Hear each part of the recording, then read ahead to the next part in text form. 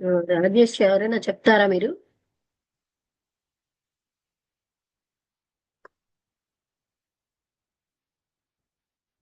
నమస్తే మేడం. నమస్తే నమస్తే. అమ్మా. నమస్తే, చెప్పండి ఎవరో ఒకరు. టాపిక్ ఏంటి మేడం ఇవాళ? This process of love. Okay madam. నమస్తే అందరికీ. ఆగస్ట్ 4 సోమవారం కామెంట్రీస్ ఆన్ లివింగ్ పార్ట్ 2 నుండి ప్రాసెస్ ఆఫ్ లవ్ టాపిక్ గురించి మేడం గారు వివరించి సంభాషిస్తారు. This process of love. This process of love అనే టాపిక్ గురించి వివరించి సంభాషిస్తారు. Commentaries on living part 2 Krishnamurti గారు రాశారు, అది కూడా చెప్పాలి. అలాగే. మళ్ళీ చెప్పనా మేడం? చెప్పండి. Commentaries on living part 2 Krishnamurti గారు రాసినది. Topic this process of love గురించి ఇవాళ వివరించి సంభాషిస్తారు.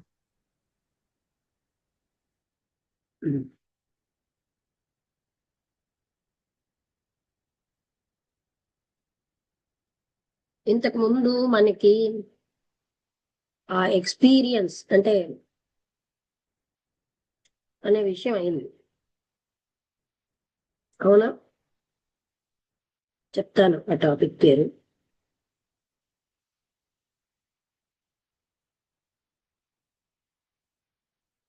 వాల్యూయింగ్ అండ్ ఎక్స్పీరియన్స్ అని అయింది కదా. ఒక అనుభూతి వచ్చింది ఒక అతనికి అని చెప్పాడు కదా, వినలేదా? రాజేష్ రాలేదేమో.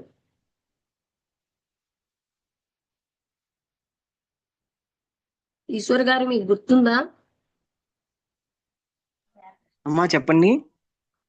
వాల్యూయింగ్ అండ్ ఎక్స్పీరియన్స్ అయిపోయింది కదా. ఐడియా లేదు, నాకు గుర్తు లేదు. అంటే ఆయనకి ఇంతమందిలో వాజ్ ద ఫిగర్, ఒక ఫిగర్ బుద్ధిస్ట్ ఒక ఆయన ఉన్నట్టు కనబడ్డాడు కదా.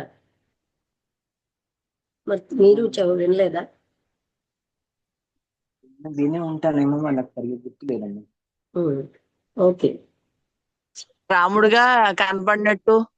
ఆ అదే, అంటే ఒక బుద్ధిస్ట్ ఒక ఆయన కనబడ్డాడు ఇంతమంది మాట్లాడుకుంటుంటే. కనపడినట్టు ఆ ఎక్స్పీరియన్స్ విషయంలో అతను మాట్లాడారు కదా. చెప్పారండి అది. నెక్స్ట్ టాపిక్ ఏంటంటే ద ప్రాబ్లమ్ ఆఫ్ లవ్, ప్రేమ సమస్య. ప్రాబ్లమ్ ఆఫ్ లవ్ అంటే ప్రేమ యొక్క సమస్య.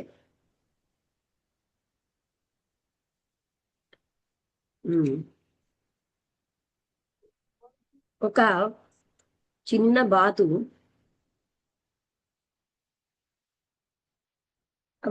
అక్కడ విశాలమైన ఒక కాలువ నుంచి అది ఒక పడవలాగా వస్తుంది. నమస్తే నారాయణ గారు. ఇవాళ topic this process of love. This process of this love. Process of love. ఇంకా స్టార్ట్ చేస్తున్నాం. అలాగే అలాగే. ఒక చిన్న బాతు అక్కడ ఉన్నటువంటి ఒక కాలువల వస్తున్నారు. అది ఎలా ఉందంటే ఒక పడవలా కనిపిస్తుంది తెరచాపతో. అది ఏంటంటే ఆ క్వాకింగ్ అంటే క్వా క్వా అని ఆ సౌండ్ తోటి, అదే దానికి ప్రాముఖ్యత. అదేమో ఆ కెనాల్లో చుట్టూ తిరుగుతోంది, బయటికి వస్తుంది త్రూ ద టౌన్. ఆ కెనాలు అక్కడ పట్టణం ద్వారా చుట్టూరా ఉంది. ఇంకా అక్కడ ఏ బాతులు లేవుట అంటే కనబడే మేరలో. కానీ ఒక్క బాతే ఎన్నో బాతులు సౌండ్ చేసేస్తోంది. ఆ కొద్ది మంది ఎవరైతే వింటున్నారో వాళ్ళు ఏమి అటెన్షన్ పే చేయట్లేదు. వాళ్ళు అటెన్షన్ పే చేస్తున్నారా లేదా బాతుకు అక్కర్లేదు. ఆ బాత్ ఏమి భయపడటం లేదు. తనంతట తాను చాలా ప్రాముఖ్యం అనుకుంటోంది. ఆ కెనాల్లో తానే ప్రాముఖ్యం అని, అది నాదే అన్నట్టు ఉంది.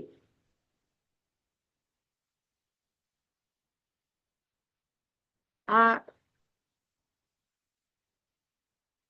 టౌన్ కి చాలా ఆవల విలేజ్ దగ్గర ఎంతో ఆహ్లాదమైనటువంటి ఆకుపచ్చ గడ్డి, తెల్లగా నల్లగా ఉన్న ఆవులతో ఉంది.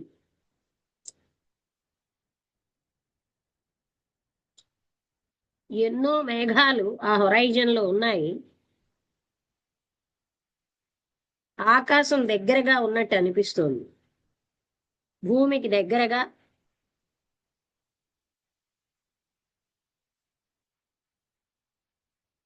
అటువంటి కాంతి, ఈ భాగమే అంత కాంతిగా ఉందా అన్నట్టుగా ఉంది.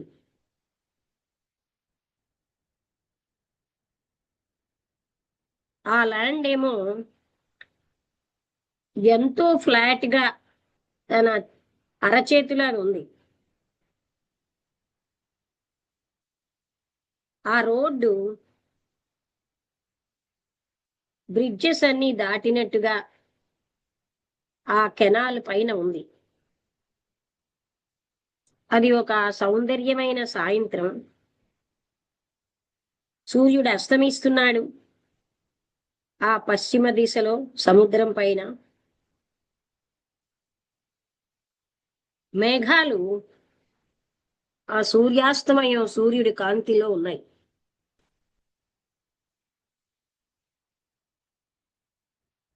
ఎంతో లైట్, ఆ యొక్క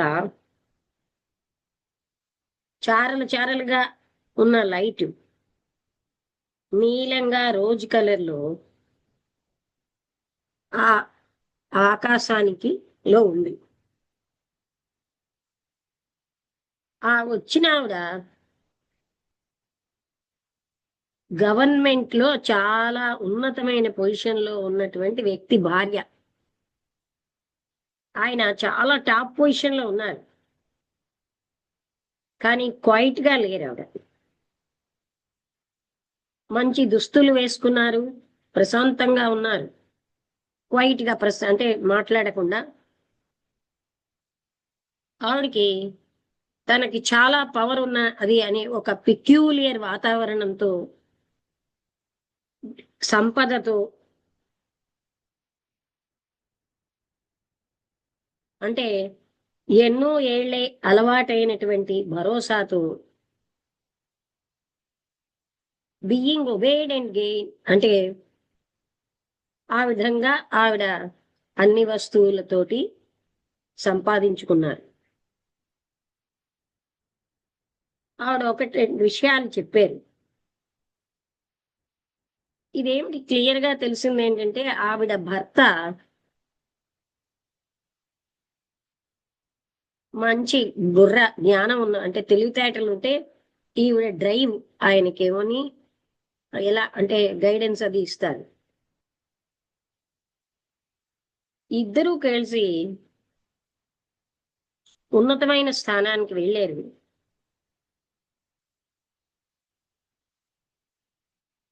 అయితే గొప్పదైన పవరు పొజిషను అన్నవి వాళ్ళవే అన్నట్టుగా ఉన్నారు. ఆయన చాలా నిస్పృహకరంగా జబ్బు పడ్డారు.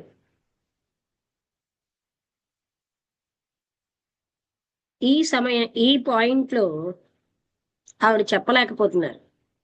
ఆవిడ కళ్ళంటే కన్నీళ్ళు వచ్చేస్తున్నాయి.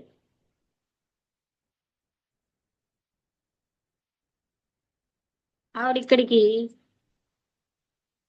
చిరునవ్వుతో ఉన్న భరోసాతో వచ్చారు. ఇది ఇప్పుడు చాలా త్వరితంగా అదృశ్యమైపోయింది. ఆవిడ వెనక్కి కూర్చుని సైలెంట్ గా కొంతసేపు ఉన్నారు. మళ్ళీ చెప్తున్నారు,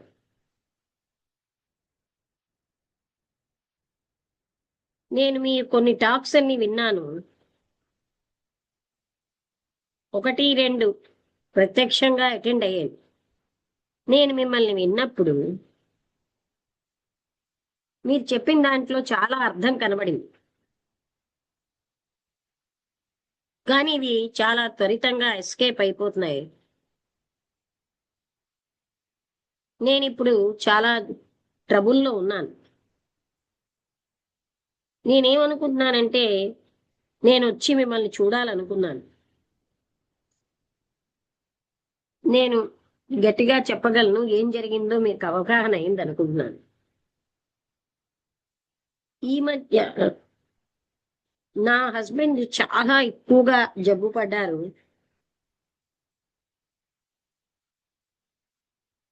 ఇప్పుడు మేము సంపాదించి ఇన్నాళ్ళు కష్టపడిందంతా కూడా ముక్కలైపోతుంది.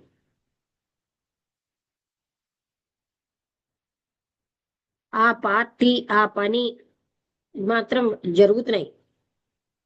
కానీ అని ఆగి అక్కడ ఇంట్లో నర్సెస్ డాక్టర్స్ ఉన్నా నేను ఆయన్ని చూస్తున్నాను.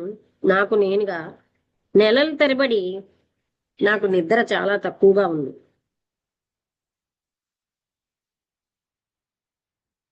డాక్టర్లు నేను ఆయన్ని వదులుకోవడానికి ఇష్టపడటం లేదు. డాక్టర్స్ ఏమో ఆయన తిరిగి కోలుకోవడానికి ఛాన్స్ చాలా తక్కువగా ఉందని చెప్పారు. దీనికోసం నేను చాలా ఎక్కువ ఆలోచించాను.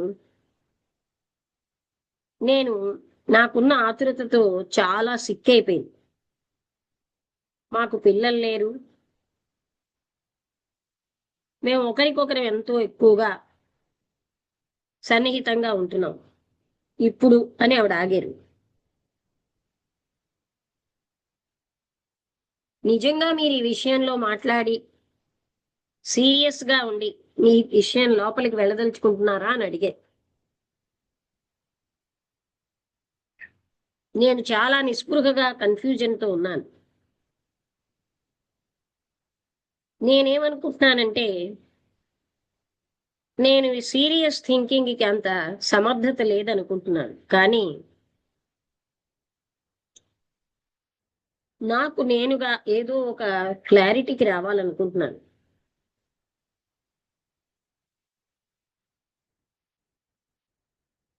మీరు మీ హస్బెండ్ని ప్రేమిస్తున్నారా, లేకపోతే ఆయన వల్ల వచ్చిన వస్తువులను ప్రేమిస్తున్నారా? నేను ప్రేమిస్తున్నానని చెప్పి ఆవిడ షాక్ అయిపోయి, ఈ క్వశ్చన్ బ్రూటల్ గా ఉందని అనుకోకండి. మీకు నిజమైన ఆన్సర్ మీరు తెలుసుకోవాలి దీనికి. లేకపోతే దుఃఖం అన్నది అలాగే ఉంటుంది. సత్యాన్ని ముసుగులను తీసేయడంలో ఈ ప్రశ్న ప్రేమ అంటే ఏమిటో తెలియపరుస్తుంది. నాకున్న ప్రెజెంట్ స్టేట్ లో నేను ఇదంతా ఆలోచించలేను అన్నారు. కానీ ఈ ప్రేమన్న సమస్య మీ మైండ్ ద్వారా పాస్ అవుతోంది కదా. ఒకప్పుడు బహుశా దీంట్లోంచి నేను తొందరగా బయటపడిపోగలిగేదాన్ని. ఆయన జబ్బు పడకముందు నేను ఎంతో చేయవలసి ఉండేది. ఇప్పుడు ఆలోచన అంతా బాధాకరంగా ఉంది. కానీ నేను ఆయన్ని డిడ్ ఐ లవ్ హిమ్, ఆయన్ని నేను ఆయన పొజిషన్ కోసం, పవర్ కోసం, దానికోసమే నేను ప్రేమిస్తున్నానా, లేకపోతే సింపుల్ గా ప్రేమిస్తున్నానా?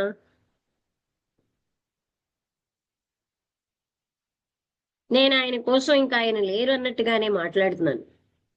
నాకు అసలు తెలియదు నేను ఆవిడ్ని ఏ విధంగా ప్రేమిస్తున్నాను. అట్ ప్రెసెంట్ నేను చాలా కన్ఫ్యూజ్డ్గా ఉన్నాను. నా యొక్క బ్రెయిన్ అన్నది పని చేయడానికి తిరస్కరిస్తోంది.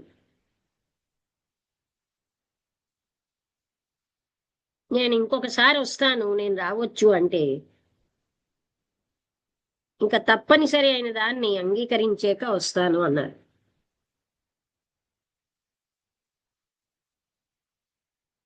అయితే నేను మీకు చెప్పాల్సింది ఏంటంటే అంగీకరించడం కూడా ఒక మృత్యువే అన్నారు ఆయన. చాలా నెలలు అయిపోయాయి. మేము ఆవిడని మళ్ళీ కలిసేసరికి చాలా నెలలు అయ్యాయి.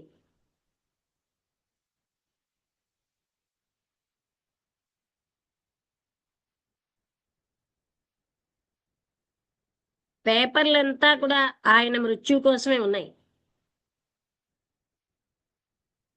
ఇప్పుడు ఆయన అందరూ మర్చిపోయారు. ఆయన మృత్యు అన్నది ఆవిడ ముఖం మీద చిహ్నాలు కనిపిస్తున్నాయి. బాధ, ఏహ్యభావం ఆవిడ మాటల్లో కనబడుతుంది. నేను ఇంతవరకు ఎవరితోటి ఈ విషయాలు మాట్లాడలేదు. నా గత యాక్టివిటీస్ అన్నిట్లోంచి నేను విత్డ్రా అయిపోయాను. నేను దేశం అనే దాంట్లో కూరుకుపోయాను.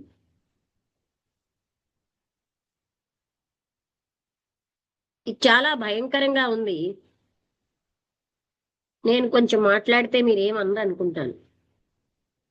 నా జీవితకాలం అంతా నేనెంతో భయంకరమైన ఆశయంతో ఉన్నాను. వివాహానికి ముందు అన్ని రకాల మంచి పనుల్లోని నేను మునిగి పనిచేసేదాన్ని. వివాహం అయిపోయిన వెంటనే నా భర్త కారణంగా అంతవరకు నేను చేస్తున్నటువంటి చిన్న చిన్న మంచి పనులన్నీ వదిలేశాను. రాజకీయాల్లోకి దూకాను నా హృదయంతో. ఇది ఒక విశాలమైనటువంటి సంఘర్షణ ఉన్న ఫీల్డ్. నేను ప్రతి క్షణం ఎంజాయ్ చేశాను అందులో ఉన్న అప్ అండ్ డౌన్లు, అక్కడున్న అసూయలు, ఇవన్నీ కూడా. నా భర్త చాలా తెలివైన వాడు. ఆయన ఎంతో క్వైట్ గా ఉండేవాడు. నాకున్నటువంటి డ్రైవ్ చేసేటటువంటి ఆశయంతో మేమెప్పుడూ ముందుకెళ్తూ ఉండేవాళ్ళం.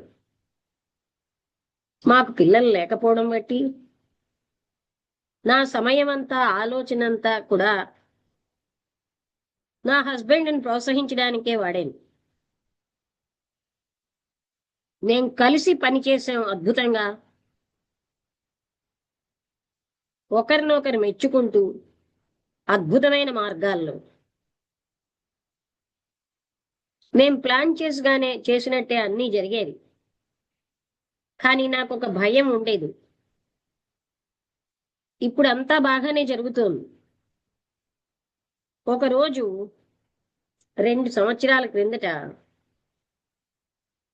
నా హస్బెండ్ని ఏదో చిన్న సమస్య వచ్చిందని పరీక్షించారు. డాక్టర్ గారు అన్నారు ఏంటంటే, ఆయనకి ఎక్కడో ఒక గ్రోత్ ఉంది, దాన్ని ఇమ్మీడియట్ గా మేము పరీక్షించాలన్నారు. అది ఏమిటి అంటే క్యాన్సర్కి సంబంధించింది. కొంతకాలం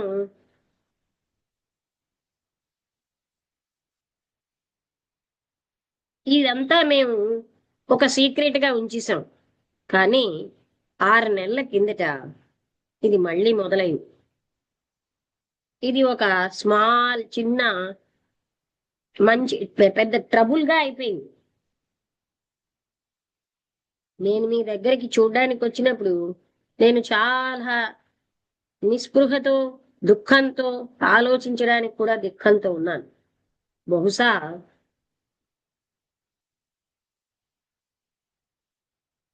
ఇప్పుడు నేను అన్నిటినీ కొంచెం ఎక్కువ క్లారిటీతో చూస్తున్నాను. కానీ మీ ప్రశ్న నన్ను చాలా డిస్టర్బ్ చేసింది. నేను చెప్పగలిగే దానికంటే మీ జ్ఞాపకం ఉందా?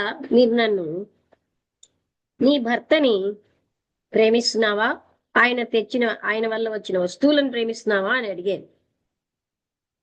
నేను చాలా ఆలోచించాను ఈ విషయంలో. ఇది చాలా క్లిష్టమైన సమస్య కాదా?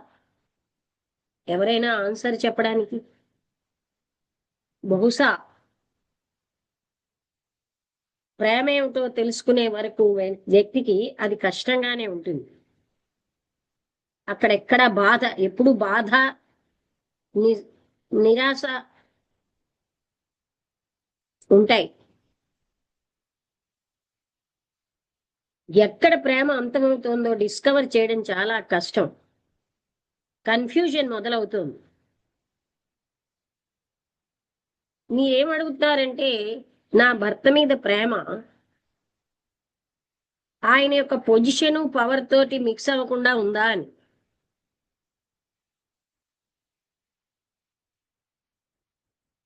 అయితే నా భర్త నేను అనుకున్నటువంటి ఆశయాన్ని నెరవేర్చేరు గనక నేను ప్రేమిస్తున్నానా? అది పాక్షికంగా రైతే. అలాగే వ్యక్తిగా ఒక పురుషుడిగా ప్రేమించేది. ప్రేమ అన్నది ఎన్నిటితోటో మిక్స్చర్.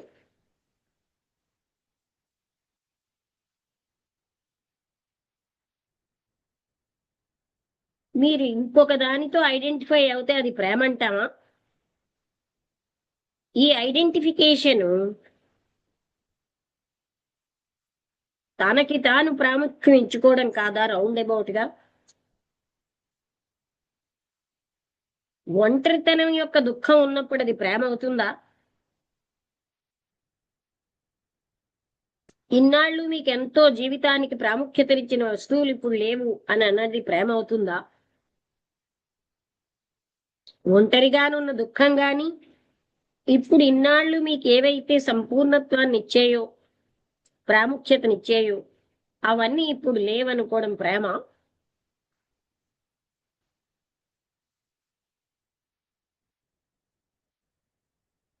అయితే మీ సెల్ఫ్ ఫుల్ఫిల్మెంట్ యొక్క మార్గాలు కట్ చేస్తే వేటితో మీరు జీవించారు,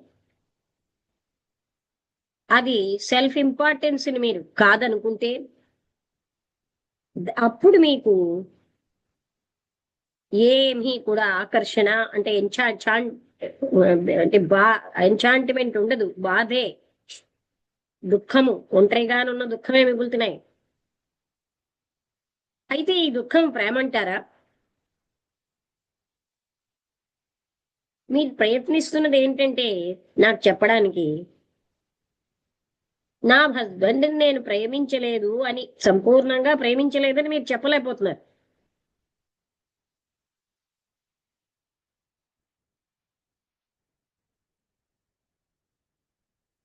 మీరు అలా చెప్పేసరికల్లా ఎప్పాలంటే ఏమిటో మీనింగ్ చూడాలండి. ఎవరైనా చూస్తారా? నారాయణ గారు చూడడం వచ్చా? Rajesh, APPALE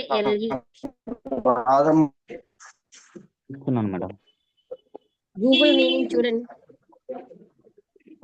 APPALLED.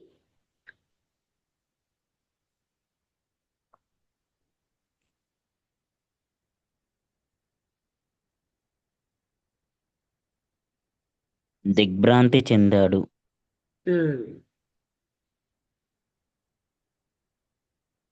మీరు ఇలా చెప్పేసరికల్లా నేను నిజంగా చాలా దిగ్భ్రాంతి చెందాను. ఇంకో రకంగా పెట్టడానికి లేదు. నేను ఈ విధంగా ఎప్పుడు ఆలోచించలేదు.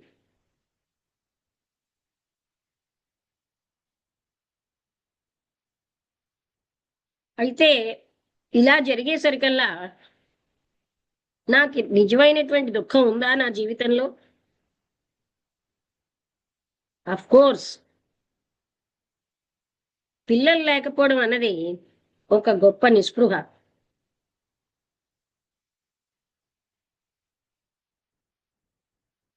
కానీ ఇన్నాళ్ళు నా హస్బెండ్ ఉన్నారు కదా అని నేను అది భర్తీ చేసుకున్నాను. ఆ పనితో కూడా, ఆ పని అవన్నీ నాకు పిల్లలు అయిపోయి. ఇక్కడ భయంకరమైనటువంటి ఫైనాలిటీ ఉంది మృత్యు కోసం. సడన్ గా నేను ఒంటరి అయిపోయింది. ఇంకా ఏమీ చేయడానికి లేకుండా పక్కకి తొలగిపోయాను, మర్చిపోబడుతున్నాను.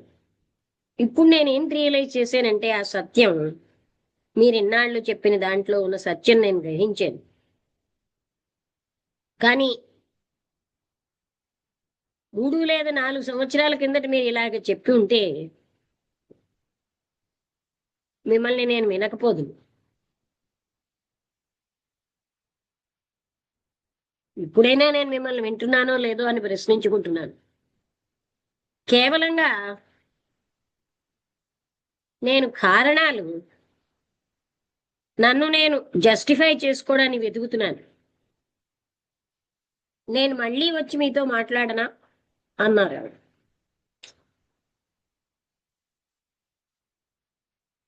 మీకు అర్థమైందా? అంటే ఆవిడ గ్రహించారు, ఇక్కడితో టాపిక్ అయిపోయింది. ఆవిడ ఏం చెప్పారంటే లాస్ట్ సెంటెన్స్, నేను మిమ్మల్ని ఇప్పటికీ నేను పూర్ణంగా వింటున్నానా అనిపిస్తోంది, లేకపోతే నేను చాలా రైట్ అని చెప్పుకునే కారణాలు వెతుకుతున్నానా? నేను మళ్ళీ వచ్చి మాట్లాడొచ్చా అని అడిగారు. అక్కడితో టాపిక్ అయింది. అంటే మనం ఎప్పుడు, నేను మొన్న ప్రేమ అన్న టాపిక్ ఎవరెవరు విన్నారు? రాజేష్, మీరెవరు వినలేదా? నేను విన్నానమ్మా. అందులో ఏం చెప్పాము? మనం భర్త తెచ్చినటువంటి సోషల్ స్టేటస్ని ప్రేమిస్తున్నది ఆవిడ, స్త్రీ. తన ఆశయం నెరవేరడం అన్నది ప్రేమిస్తోంది. అంటే తను తాను ప్రేమించుకుంటోంది, భర్తని కాదు. ఇవన్నిటికీ ఆయన తెచ్చే వస్తువులను ప్రేమిస్తున్నావా అంటే పవర్ గాని, పొజిషన్ గాని. అలా చూసుకుంటే మన ప్రేమలు అంతే. భర్తని భార్య, భార్యని భర్త వాడుకుంటున్నారు వాళ్ళ అవసరాలకి. అది ప్రేమ ఎలాగవుతుంది?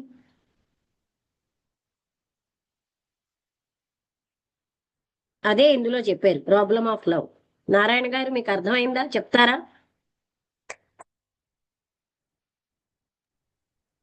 అర్థమైందమ్మా. ఓం శ్రీ గురుభ్యో నమః. అందరికీ నమస్కారం. ఏంటో మీరు ప్రాసెస్ ఆఫ్ లవ్ అమ్మా, టాపిక్ ఏంటమ్మా?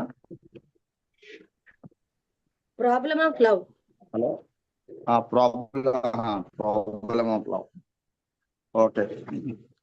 ఓం శ్రీ గురుభ్యో నమః. ఈరోజు ప్రాబ్లమ్ ఆఫ్ లవ్, ఎందుకంటే కృష్ణమూర్తి గారు ముందు ఉన్న వాతావరణాన్ని ఇవన్నీ కూడా చక్కగా వర్ణించారు. అది ప్రతి సందర్భంలో కృష్ణమూర్తి గారు చేసినటువంటి పని. అంటే ఉన్నది ఉన్నట్టు ఏదైతే ఉందో దాన్ని మనం ఎందుకు ప్రతి సందర్భంలో ఈ సిచ్యువేషన్ కృష్ణమూర్తి గారు వర్ణిస్తున్నారంటే యథార్థం అక్కడ ఏంటైతే ఉందో వాట్ ఈజ్ అన్నదాన్ని మనకి కళ్ళ కట్టినట్టు చూపిస్తున్నారు కృష్ణమూర్తి గారు. సో ఈ రోజు మనకి ఒక వైఫ్ అండ్ హస్బెండ్ కాస్త టోటల్ స్టేటస్ ఉన్నటువంటి వాళ్ళు, కాస్త తెలివి గల వాళ్ళు. సో కృష్ణమూర్తి దగ్గరికి వెళ్ళి ఆవిడ యొక్క అవన్నీ ప్రాబ్లమ్స్ అన్ని చెప్పడం జరిగింది. అంటే ఇది చెప్పే ముందు మేడం గారు చాలా సందర్భాలలో, నారాయణ గారు అంటే ఇక్కడ ప్రేమిస్తున్నాం అనేటువంటి ఒక ముసుగులో ఎవరిని వాళ్ళే ప్రేమించుకుంటున్నారు తప్ప, అంటే భర్త యొక్క అంటే భర్తని భార్య, ఇప్పుడు కూడా లాస్ట్ లో చెప్పారు, భర్తను భార్య, భార్యని భర్త వాడుకుంటున్నారని చెప్పేసి. అంటే నిజంగా లోపలికి తొంగు చూసినట్లయితే అది సత్యం అమ్మ. ఎందుకంటే నేను చాలా అంటే ఆ లోపల నిగూఢ సత్యం మనకు తెలియాలంటే మేడం గారు లాంటి వాళ్ళ ద్వారా మనం వినాలి. ఎందుకంటే నేను చాలా సందర్భాలలో విద్యార్థులు చాలా ఎక్కువగా దండించేవాడిని, వాళ్ళు చదవట్లేదని. ఓసారి మేడం గారు అన్నారు, నారాయణ గారు మీరు విద్యార్థులు చదవట్లేదని వాళ్ళ బాగు గురించి దండిస్తున్నారా, లేకపోతే మీ మాట వింటలేదని దండిస్తున్నారు, మీరు చాలా లోపలికి ఆలోచించండి అన్నారు. ఎస్, అంటే వాడు బాగుపడాలనే దానికంటే నా మాట వినట్లేదని నేను ఎక్కువ ఫోకస్ దాని మీద ఉంది నాకు. అంటే ఆ లోపల, అంటే మన లోపల మనం ఎప్పుడైతే మనం చూసుకోగలిగామో అప్పుడే ఆ యథార్థాన్ని అంగీకరించగలం తప్ప, లేకపోతే మమ్మల్ని యథార్థాన్ని అంగీకరించలేము. అంటే మనం చేసింది రైట్ అనుకుంటాం.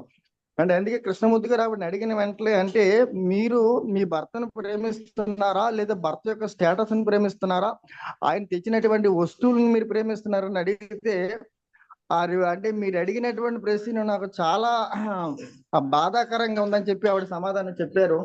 తర్వాత తర్వాత తర్వాత తర్వాత ఏంటవుతుందంటే దాని మీద ఆవిడ బాగా ఆలోచించినటువంటి తర్వాత వాట్ ఈజ్ అన్నది అంటే యథార్థం ఏంటన్నది ఆవిడకి అర్థమైంది అనమాట. కాబట్టి ఇక్కడ కూడా మనం తెలుసుకోవాల్సింది ఏంటంటే మనం అంటే డివైన్ ఆ ప్రేమ అనేది ఏంటవుతుందంటే ఏ వస్తువు మీద కానీ దేని మీద ఆధారపడి ఉండేది కాదు. అది ఎప్పుడైతే వన్నెస్, ఇప్పుడు మేడం గారు లాంటి వాళ్ళు వన్నెస్ ఫీలింగ్ అంటే ఎప్పుడైతే వన్నెస్ అనుభూతి చెందుతారో అప్పుడు ఉన్నటువంటిది నిజమైనటువంటి ప్రేమ తప్ప ఏ వస్తువు మీద దేని మీద ఇతరుల మీద ఉన్నటువంటి అభిప్రాయాలు కానీ అంటే ఏ వస్తువు ద్వారా వచ్చినటువంటిది అది ప్రేమ కాదు. అంటే ఇప్పుడు మనం ప్రేమ అనేటువంటి ఒక ముసుగులో ఏం చేస్తున్నామంటే మనల్ని మనమే ప్రేమించుకుంటున్నాం తప్ప అది నిజమైనటువంటి ప్రేమ కాదని చెప్పి మన కృష్ణమూర్తి గారు మనకి క్లియర్ గా చెప్తున్నారు అనమాట. అంటే ఇదంతా కూడా మనకి ఆ లోపల మనం ఎప్పుడైతే మనం చూసుకున్నామో మనం ఏం చేస్తున్నామో మనకు బాగా తెలుస్తున్నామా. కాబట్టి ఇలాంటి టాపిక్స్ ద్వారా మేడం గారు చెప్పినటువంటి గురించి మనకు కష్టతరంగా ఉన్నా మన లోపల మనం ఎప్పుడైతే మనం చెక్ చేసుకున్నామో అప్పుడు వాట్ ఈజ్ అన్నది మనకి యథార్థం ఏంటన్నది మనకి అర్థం అవుతుంది. అప్పుడు మనం ప్రేమ రహితులుగా కాకుండా ఎలా అంటే ప్రేమమయంగా ఎలా జీవించాలి అనేటువంటిది మనకి బాగా క్లియర్ గా అర్థం అవుతుంది. కాబట్టి ఇలాంటి గొప్ప సత్సంగం మేడం గారికి నమస్కారాలు. గురువం తత్సత్. ఓకే, అంటే మనం భర్త అంటే భార్య అందిస్తున్న సెక్స్ కోసం లేదా భర్త అందిస్తున్న సెక్స్, ఆ తర్వాత వాళ్ళ వల్ల వచ్చిన సోషల్ స్టేటస్, వాళ్ళ వల్ల వచ్చిన సదుపాయాలు, ఇవి మనం ప్రేమిస్తున్నాం. భర్తని ప్రేమించేమను. ఒక ఎమ్మెల్యే గారి తండ్రి చనిపోయారు, తల్లి దివ్యజ్ఞాన సమాజ మెంబర్. అక్కడ నన్ను మాట్లాడమంటే ఇదే చెప్పాను, చనిపోయిన ఆయన కోసం ఎవరైనా ఏడుస్తున్నారా?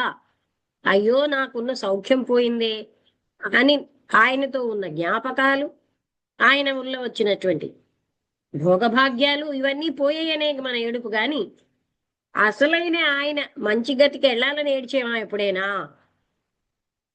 అదెప్పుడు ఉండదు మన ఏడుపులో.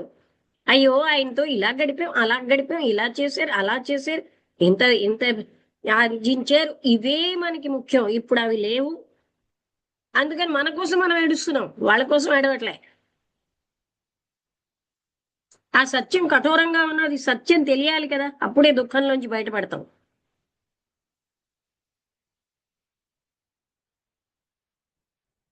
భాగ్యలక్ష్మి గారు మాట్లాడతారా?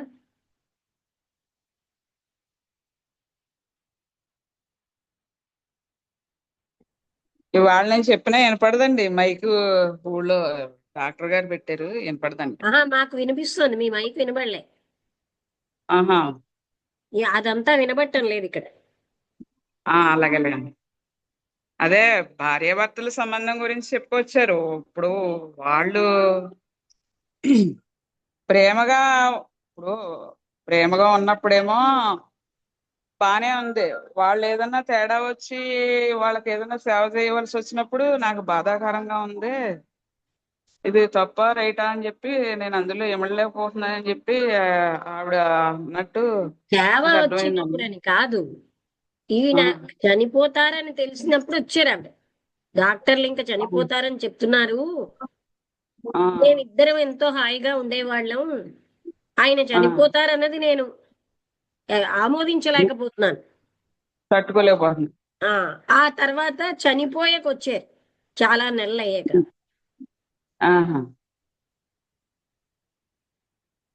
చనిపోయాక ఆవిడండి అంటే అప్పుడు అడిగారు కదా, భర్త తెచ్చిన వస్తువులకని.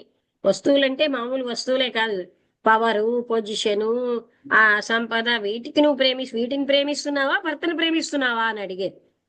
అప్పుడు ఆవిడ దీనికి నేను సమాధానం చెప్పే స్థితిలో లేనని చనిపోయాక వచ్చారు, కొన్ని నెలలు అయ్యాక అంతా. అప్పుడు ఆయనకి ఏంటంటే అతను చాలా ప్రముఖమైన రాజకీయవేత్త గనక పేపర్లన్నిట్లో పడింది. అప్పుడు ఆవిడ అంటుందన్నమాట, అంటే ఇక్కడ ఆవిడనే కాదు, భర్తని భార్య, భార్యని భర్త, వాళ్ళ ఒకళ్ళనొకళ్ళు వాడుకుంటున్నారు, ఒకరి మీద ఒకరు ఆధారపడుతున్నారు. ఆధారపడడంలో ప్రేమ లేదు. నాది అనే పొజిటివ్నెస్ ఉన్నప్పుడు ప్రేమ లేదు. ఉపయోగించుకోవడం అంటే ప్రేమ కాదు. కారు నేను వాడుకుంటున్నాను, కారమే ప్రేమ కాదు, వాడుకోవడం ప్రేమ కాదు. ఇవన్నీ ప్రేమని మనం ముసుగేసుకుంటాం.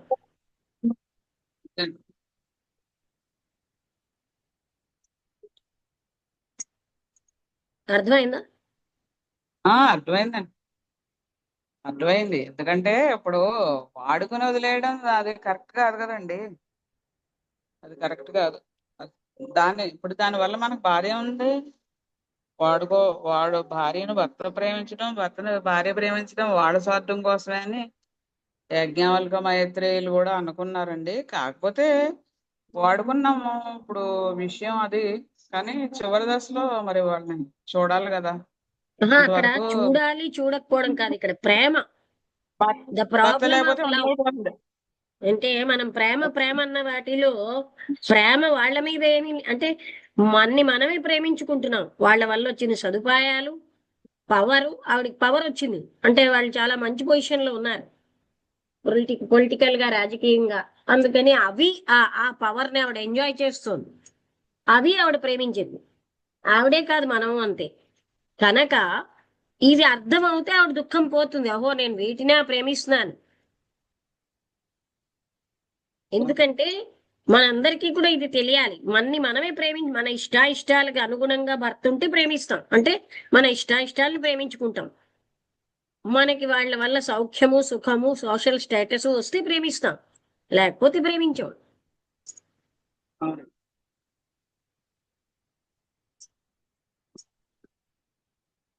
అదేనమాట. అంటే మనం ప్రేమ అనుకున్నది సెల్ఫ్ లవ్. ఎవరిని వాళ్ళు ప్రేమించుకుంటున్నారు, ఇంకొకరిని ప్రేమిస్తున్నామని ముసుగేసుకుని. ఈ పాయింట్ వాటి మీద కొంచెం ప్రేమ చూపించినట్టు అనిపిస్తుందండి. ఏంటండి? తన మీద ప్రేమే భర్త మీద చూపించినట్టు అనిపిస్తుంది అంటున్నానండి. అది అయితే యాజ్ఞవల్కుడు కూడా చెప్పాడనమాట. ఆ, ఆహా, యజ్ఞవల్కుడు మైత్రేయి ఎవరి స్వార్థం కోసం వాళ్ళే. ఇప్పుడు దాకా నేను ప్రేమించానంటే నా స్వార్థం కోసమే. ఆ, నువ్వు నువ్వు నన్ను ప్రేమించావు అనుకున్నాను, నువ్వు ప్రేమించినా నా స్వార్థం నీ స్వార్థం కోసమే అని చెప్పి చెప్తాడండి. మన చెప్తే కృష్ణమూర్తి గారు కొత్తగా చెప్పలేదు, ఇవి ఆల్రెడీ చెప్పబడినవి. చెప్పబండి. దీనికి శ్లోకాలు కూడా ఇచ్చారు, నాకు గుర్తులేదు కంటే ఆత్మీయవార అదేనండి, ద్రష్టవ్యం. శ్లోకాలతో కాదు, మీనింగ్ చాలు మనకి. ఏమంటారు? అంటే మనమే ప్రేమించుకుంటున్నాం, వాళ్ళని ప్రేమిస్తున్నాం అని భ్రమిస్తూ. అంతే, మనల్ని మనమే ప్రేమించుకుంటాం. ఇప్పుడు వాళ్ళని ఎందుకు ప్రేమిస్తున్నాం అంటే మనల్ని ఏమి అనకుండా ఉంటారనో ఏదో ఏదో విధంగా వాళ్ళని ప్రేమిస్తున్నాం అంతే తప్ప నిజమైన ప్రేమ వాళ్ళ యందు ఉండు కాదు. అసలు ఆలోచిస్తే అసలు వాళ్ళ యందు ప్రేమ ఉన్నట్టు ఎక్కడా దాఖలాలు లేవండి. అదే అంటే మన సదుపాయాలని, మన సుఖాలని మనం ప్రేమించుకుంటున్నాం. అంతేనండి.